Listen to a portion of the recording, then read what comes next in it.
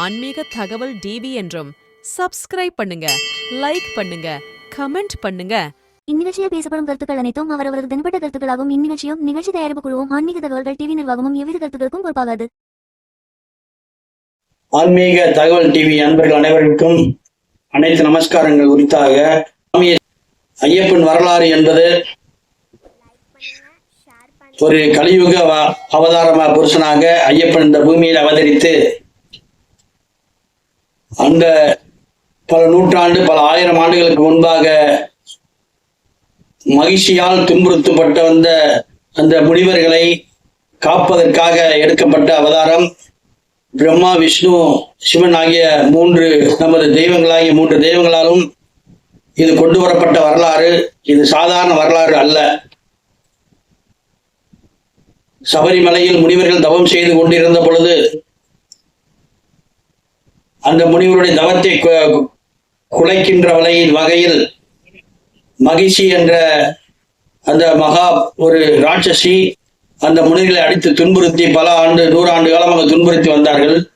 அந்த முனிவர்கள் எல்லாம் நமது தெய்வங்களை வழிபட்டு இதற்கு முடிவே இல்லையா என்று இறைவனிடம் அன்றாடிய போது இதற்கு ஒரு முடிவு உண்டு என்று சொல்லி வைத்திருந்தார்கள்.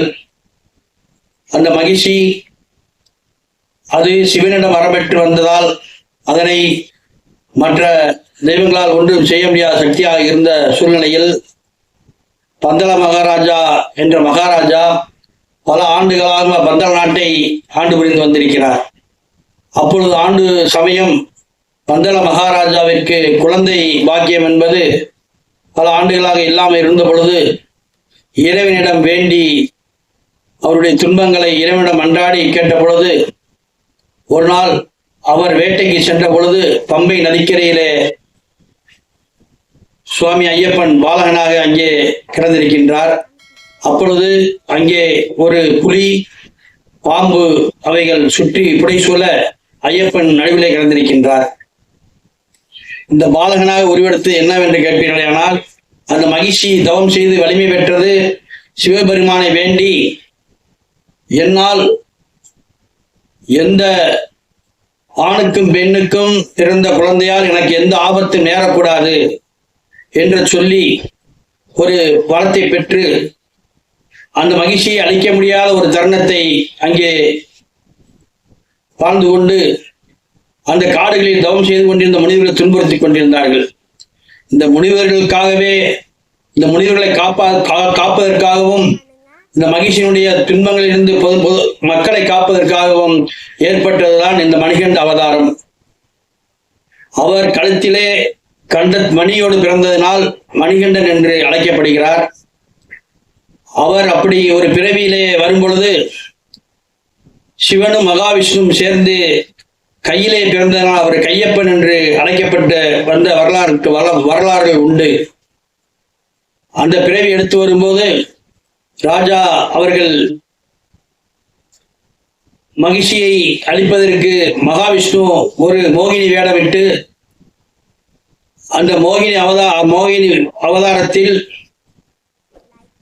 அந்த மகிழ்ச்சியை அளிக்க வேண்டிய தருணத்திலே அவள் கையிலே தலையை வைத்து பஸ்மமானது போல் அந்த மகிழ்ச்சி பஸ்மமாகிறார்கள். அதனைத் தொடர்ந்து நமது ஐயப்பன் வரலாறு என்பது உருவாகிறது. அப்படி உருவாகும் பொழுது பந்தளராஜா அவர்கள் பம்பை நதிக்கரையிலே வேட்டைக்கு செல்லும் பொழுது பம்பையிலே பாலகனாக ஐயப்பனை கண்டெடுக்கிறார்கள். ஐயப்பன் பந்தள நாட்டிலே வளர்ந்து வருகிறார்கள்.